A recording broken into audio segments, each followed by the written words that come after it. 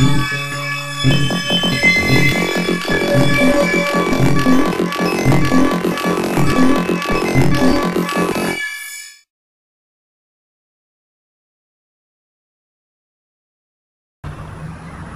didn't take my advice, did you? I put the legislation, the Australian healthcare legislation, on the desk. I even gave you a photocopy card, so you could just copy the Australian healthcare legislation, and paste it into the American healthcare legislation. It would have worked well, you know, or you could have copied a whole bunch of other countries, but you didn't do it. You went and came up with another patch on a patch on a patch on a patch on a patch on a patch on a patch on an ad hoc system that was only meant to be a stopgap measure. So, what are we going to do?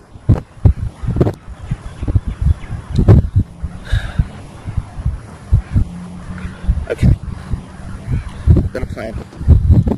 I'm going to call it Plan B. Let's see what we got.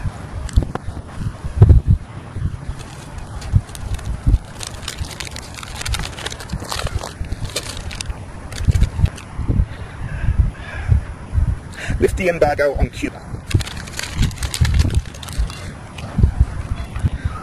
Because, you see, Cuba has a very cheap healthcare system, right? And America has a very expensive healthcare system. If you lift the embargo on Cuba, what will happen is that a lot of people in America, particularly like in Florida and Alabama and Georgia and those places that are pretty close to Cuba, will be able to go there very cheaply and get the necessary surgery. This will help to drive the costs of healthcare down in those areas.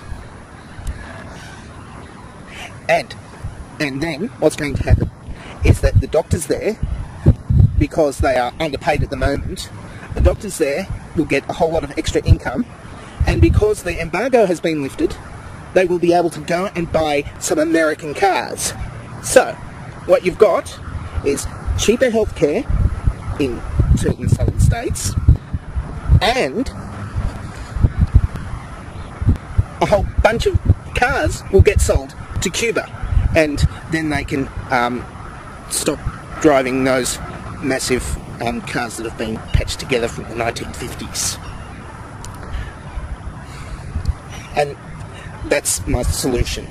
Another patch on a patch on a patch on a patch on a patch on a patch on an ad hoc system that was only meant to be a band-aid. It'll work. It'll work. For a while. I'm dangerously talented and I don't have a cool sign-off.